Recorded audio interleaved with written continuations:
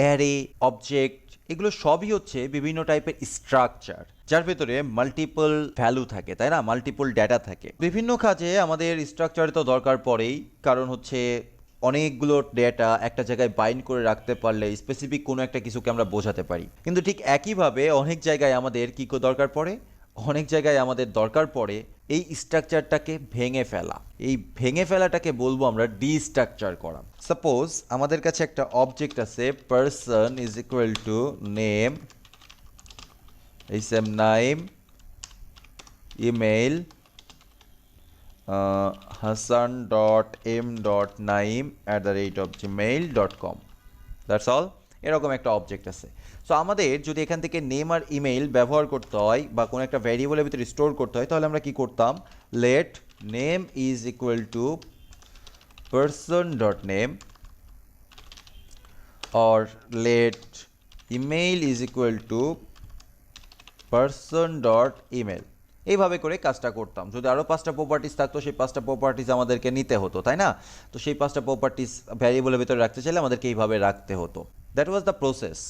But এখন আমাদের কাছে ডিফারেন্ট একটা অ্যাপ্রোচ আছে, যেই অ্যাপ্রোচটা আমরা ব্যবহার করলে খুব কম করে খুব সহজে কাজটা করতে পারি। কি সেই ব্যাপারটা? সেই ব্যাপারটার নামই হচ্ছে ডিস্ট্রাকচারিং। কিভাবে? আমি এই দুইটা লাইনকেই কেটে দিলাম। যেহেতু নেম আর ইমেলকে পার্সন অবজেক্ট থেকে বের করে নিয়ে আসবো, তার মানে আমাদের দুইটা ভ্যারিয়েবল দরকার পড়বে। আর ভ্যারিয়েবল রাখার জন্য আমরা লিখছি হচ্ছে লেট। এখন আমরা দুইটা ভ্যারিয়েবল নিয়ে কাজ করতে যাচ্ছি, একটা হচ্ছে নেম আর একটা হচ্ছে ইমেল। কমা দিয়ে লিখে ফেললাম, হ্যাঁ। কিন্তু কমা দিয়ে লিখে ফেললেই হবে না, যেহেতু দুইটা ডিফারেন্ট এবং এই দুইটা অবজেক্ট থেকে ভ্যালুগুলোকে আমাদের নিতে হবে। দ্যাটস ওয়াই আমরা এখানে অবজেক্ট দ্বারা র্যাপ করে দিই। দেখতে খুব আজীব লাগছে, তাই না? লেফট সাইডে অবজেক্ট দ্বারা আমরা র্যাপ করে দিচ্ছি। এবার আমাদেরকে বলতে হবে যে আমরা কোন অবজেক্ট থেকে এই প্রপার্টি নেমগুলোরে বের করে আনতে যাচ্ছি। অবজেক্টটা হচ্ছে পার্সন। এই হচ্ছে সিনট্যাক্স। এই সিনট্যাক্সের মাধ্যমে এখন আমরা ইচ্ছা করলেই নেম আর পার্সনকে করতে পারি। নেম লক করে দেখি, নেম আর ইমেল, নেম আর ইমেল।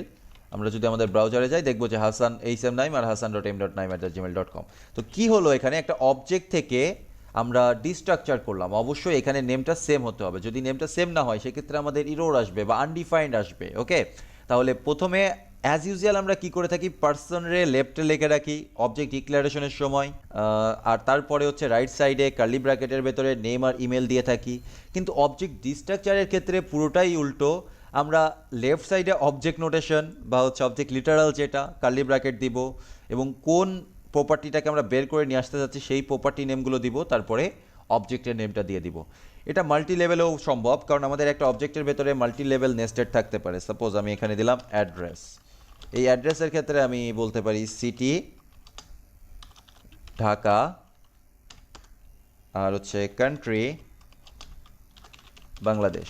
এটা হচ্ছে মাল্টি লেভেল অবজেক্ট। একটা অবজেক্টের ভিতরে আরেকটা অবজেক্ট আছে, সেটাও আমরা বের করে আনতে পারি। সেই ক্ষেত্রে আমাদের ফার্স্টে অ্যাড্রেস দিতে হবে।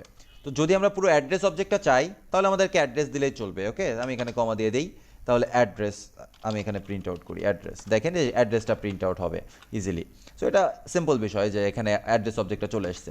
বাট আমার অ্যাড্রেসটা দরকার না, আমার দরকার অ্যাড্রেসের ভেতরে সিটি আর কান্ট্রি, এই দুইটা ভ্যারিয়েবলে রাখা দরকার। সেই ক্ষেত্রে আমরা যেটা করতে পারি, ফার্স্টে অ্যাড্রেস লিখবো বা যেই অবজেক্টটা থেকে আমরা বের করে আনতে চাচ্ছি বা মাল্টি লেয়ারে যেতে চাচ্ছি সেই অবজেক্টটাকে লিখবো, তারপর আবার ক্লোন দিব, ক্লোন দিয়ে আবার অবজেক্ট নোটেশন দিব, কারণ আরেকটা লেয়ারে যেতে চাচ্ছি আমরা। হ্যাঁ, এইবার আমরা এখানে লিখবো সিটি, আবার কমা দিয়ে লিখবো কান্ট্রি।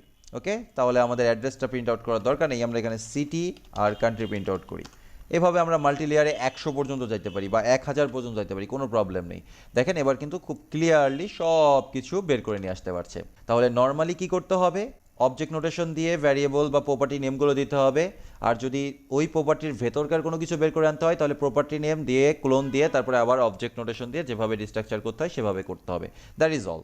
ওকে, ঠিক একইভাবে আমরা অ্যারেকেও ডিস্ট্রাকচার করতে পারি, কিন্তু অ্যারের ক্ষেত্রে ডিস্ট্রাকচারিংটা অতটাও অ্যাপ্রোপ্রিয়েট না, আমাদের এতটাও প্রয়োজন পড়বে না, কারণ অ্যারেতে সব কিছু নামকরণ হয় ইন্ডেক্স দ্বারা। অর্থাৎ আমাকে ইন্ডেক্স নাম্বারটা মনে রাখতে হবে, আদারওয়াইজ কিন্তু আমি কাজ করতে পারবো না। অবজেক্টের ক্ষেত্রে যেমনটা সুন্দর যে নামকরণ করা আছে, আমার যেই নামটা দরকার প্রপার্টি নেমটা আমি দিয়ে দিব, সেই নাম অনুযায়ী সেই প্রপার্টি অনুযায়ী আউটপুট চলে আসবে বা ডিস্ট্রাকচার হয়ে যাবে। কিন্তু অ্যারের ক্ষেত্রে সেটা পসিবল না। আমরা একটু ট্রাই করে দেখতে পারি। Array is equal two 1 2 3 4 5। তো আমরা যদি এইভাবে বের করে আনতে চাই ডিস্ট্রাকচারিং করে, সরি আবার আমি ভার্ড ইউজ করেছি, আমরা লেট ইউজ করব, লেট। ওকে, আচ্ছা, সো আমরা যদি আনতে চাই তাহলে আমাদের কি করতে হবে?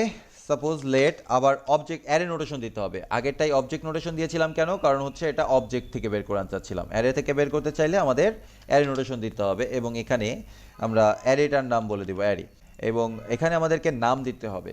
প্রত্যেকটা ইন্ডেক্স অনুযায়ী আমাদের নাম দিতে হবে। সাপোজ আমরা ফার্স্টটাকে নাম দিলাম ফার্স্ট, সেকেন্ডটাকে নাম দিলাম সেকেন্ড, ঠিক আছে? এইভাবে করে আমাদের নাম দিতে হবে। আমরা এবার কনসোল লগ করি, console dot log first second. Okay, ব্রাউজারে গেলেই দেখতে পারবো এটা চলে এসেছে আউটপুটে 1 আর 2। যদি আমরা লাস্টেরটা দেখতে চাই তাহলে আমাদের কি করতে হবে? আমরা এখানে লাস্ট বলে দিলে হবে না, আমাদের কয়টার পরে লাস্ট আছে? 3। 3 আমরা নিতে চাচ্ছি না, তাও একটা কমা দিতে হবে। 4 আমরা নিতে চাচ্ছি না, তাও একটা কমা দিতে হবে। 5 নাম্বারটা লাস্ট, তাহলে আমরা এখানে লাস্ট নিতে চাচ্ছি।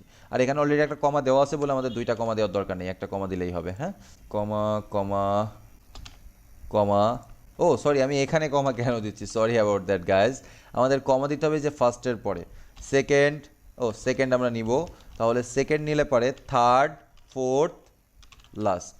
ওকে, এইভাবে কমা দিতে হবে, অর্থাৎ যেগুলো নিব না সেগুলোকে আমাদেরকে কমা দিয়ে দিয়ে বলতে হবে যে ভাই ওইটা আমি নিব না। দেখেন লাস্টেরটা চলে এসছে, তাও একটা কমা কম পড়েছে, এটা হচ্ছে একটা পড়ছে। আচ্ছা, আর একটা কমা দিতে হবে আমাদেরকে, না হলে লাস্টেরটা আসছে না, 4 নাম্বারটা আসছে। এই জন্যে অ্যারে আসলে খুব বেশি অ্যাপ্রোপ্রিয়েট না এবং খুব বেশি ইউজফুল না।